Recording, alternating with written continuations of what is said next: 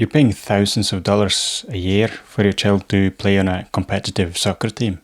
You're sacrificing weekends, driving all over the place, and asking yourself a quiet question. Is this coach actually any good? You see them losing games, and maybe the practices aren't what you really expected them to.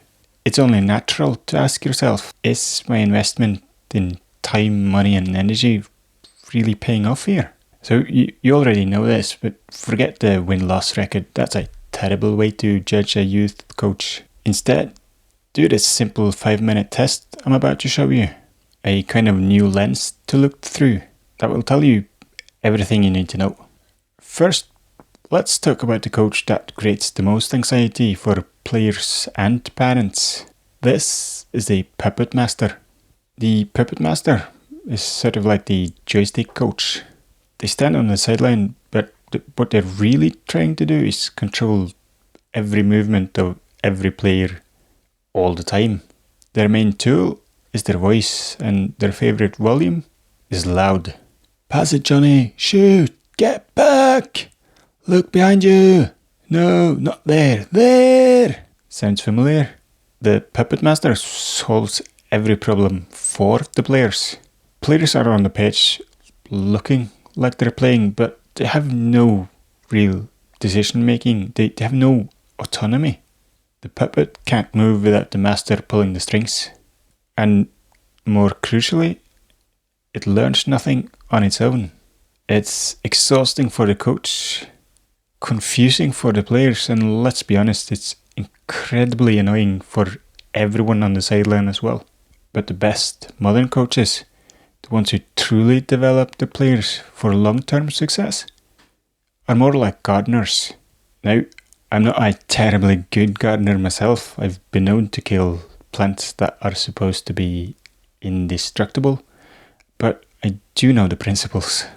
A great gardener doesn't stand over a seed and yell, "Grow!" They don't grab a sprout and try to pull it into a tree.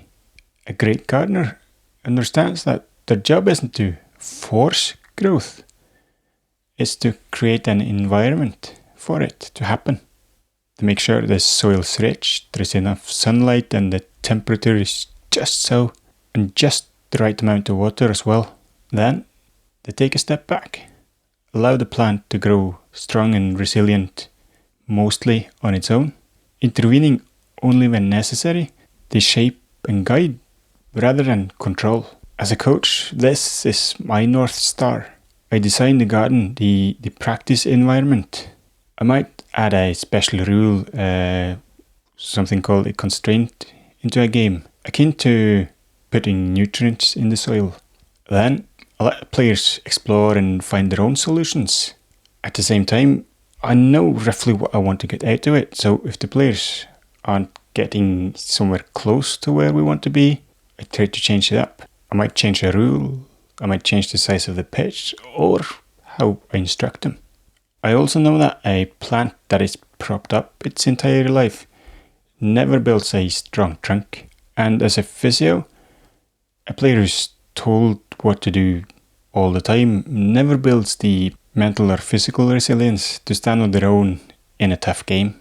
So here's the test. Next time you're at practice, watch for 5 minutes and ask yourself this question.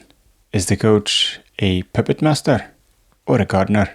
Is their voice the loudest on the field, pulling all the strings? Or are they more quietly observing, letting the environment they've created do the teaching? Is the practice about players waiting in line, waiting for instructions? Or is it about them playing in small game-like situations that might be chaotic, messy, but frankly more fun? Once you start seeing the game through this lens, you can't unsee it. It gives you the power to confidently evaluate your child's environment. But it also brings up another question. If your job on the sideline isn't to be a puppet master, what is it? How do we apply that same gardener mindset to parenting, especially after those tense moments in a game? That's what I'm going to break down in a video about the car ride home. I'll show you how to stop being a critic and start being a consultant for your child. If you can't see it yet, come back in a few days and I'll see you there.